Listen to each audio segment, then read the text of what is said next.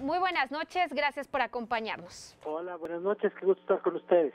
Igualmente, Mario, pues Mario, ¿qué nos dejan este periodo de precampañas? En la mañana leía parte de las columnas en las que decían, México es el único país donde existen precampañas, intercampañas y campañas. ¿Qué nos deja este primer periodo del proceso electoral, Mario? Mira, creo que el balance es distinto para los candidatos, porque hay unos, por ejemplo, como Andrés Manuel, ya muy conocidos, que a lo mejor esta etapa no le permitió consolidar su imagen, colocar ciertos mensajes, pero para otros, como José Antonio Meade y Ricardo Anaya, era estratégico para empezar a que su nombre fuera conocido, que fuera conocido por todo el país, y para empezar a ganar, digamos, una especie de primera ronda o primera vuelta de la contienda electoral.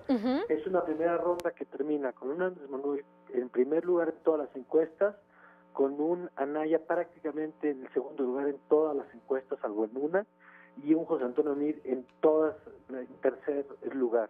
Y eso pues marca, digamos, las condiciones con las que van a empezar en unos 40 y tantos días las campañas, y los electores a partir de eso pues decidirán a quién le dan su voto, si al que parece que ya ganó, al que parece que va a la final, digamos, de dos, o al que va a tratar todavía de meterse a la pelea.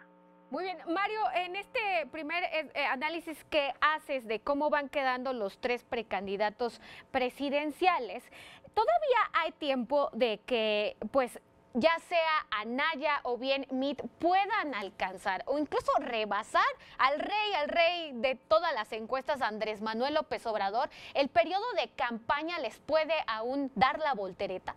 Yo creo que sí, por varias razones. Uno, porque sí, primero porque las campañas sí influyen. Lo vimos en 2000, lo vimos en 2006, incluso en 2012, donde Enrique Peña Nieto estaba mucho más arriba y terminó a solo 6 puntos de Andrés Manuel López Obrador. Es decir, la experiencia muestra que las campañas sí se mueven. Tanto como para que el que arranca en tercer lugar termine en primero, yo no recuerdo haber visto eso. Pero sí para que entre el primero y el segundo lugar se cierre mucho más. Y el dato es importante porque en México, lo vimos en el 2000 y en el 2006, hay una especie de segunda vuelta electoral donde los electores ven quiénes tienen al final posibilidades de triunfo y reparten su voto sobre esos dos. Es decir, siempre hemos tenido una boleta con muchos actores, ahí estuvieron Patricia Mercado, Gilberto Rincón Gallardo, Gabriel Cuadri, Roberto Campa, Porfirio Muñoz Ledo, entre muchos otros, y no fueron factores decisivos, porque al final el elector dijo, Fox, cambio o no cambio, o Andrés Manuel o no Andrés Manuel. Creo que nos encaminamos a una elección de ese tipo hacia el 1 de julio. Una elección de dos, Mario, podrías decirlo así. Yo creo que sí, elección de dos y además una elección sobre plebiscito en torno a Andrés Manuel, donde él llega fuerte a ese plebiscito, pero también pues sabemos que quienes no simpaticen con él pues tendrán otra opción en la boleta. Creo que hacia allá nos vamos encaminando.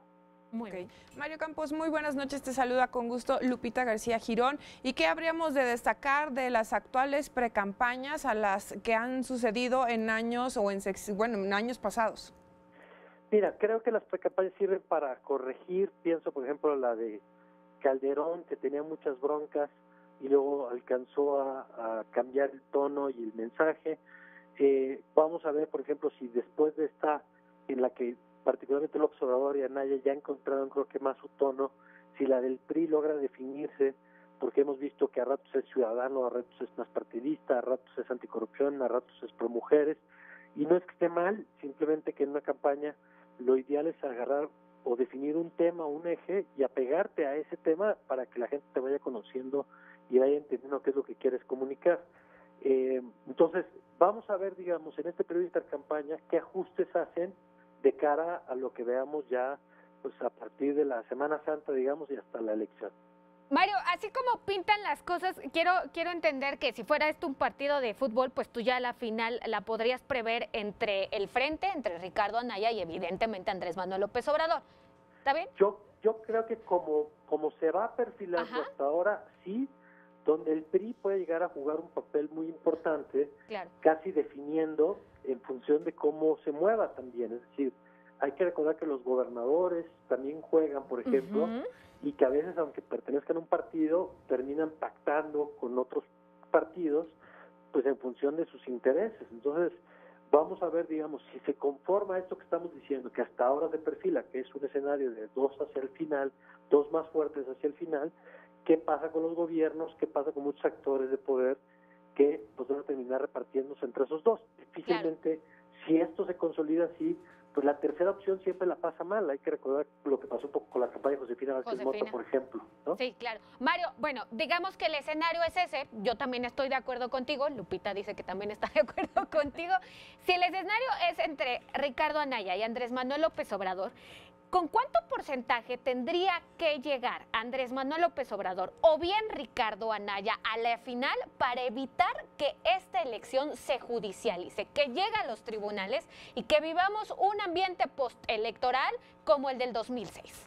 Pues vamos, mira, no sé qué porcentaje, pero sí sé que los dos van a hacer un esfuerzo para tener una idea de candidatura ganadora. Lo hemos visto particularmente bien ejecutado en el caso de Andrés Manuel, que por eso ha vendido estas adhesiones de Gabriela Cuevas o de Cuauhtémoc Blanco o de gente cercana al Bester Gordillo.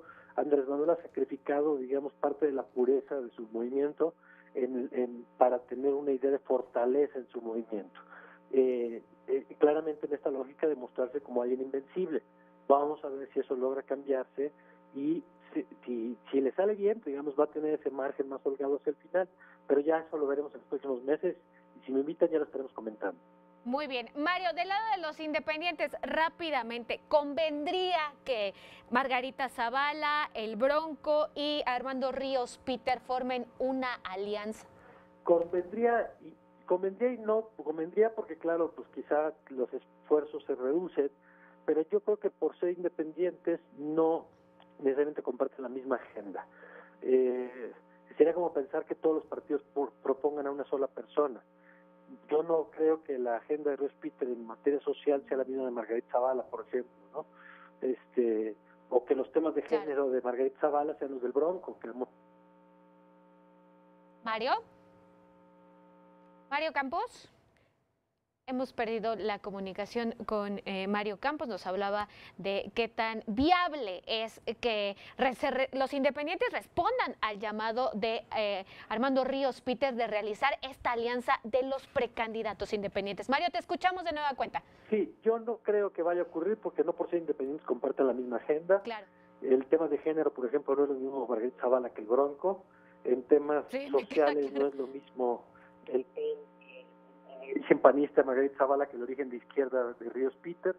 Entonces, me parece que tiene una lógica, digamos, de no dispersar el voto, pero en términos de oferta, de identidad, yo creo que están hablando de públicos diferentes. Muy bien, Mario Campos, muchísimas gracias por esta comunicación. Todo el equipo de Ciudad TV 21.2 te mandamos un abrazo solidario. Hemos reportado aquí pues estos porcentajes, estos temas del aumento de inseguridad y pues desafortunadamente tú este fin de semana fuiste víctima de la inseguridad que vivimos aquí en la Ciudad de México. Nos solidarizamos contigo, te mandamos un abrazo y esperamos de verdad que esto no quede impune. Muchas gracias, les agradezco el gesto, un abrazo para todos y buenas noches.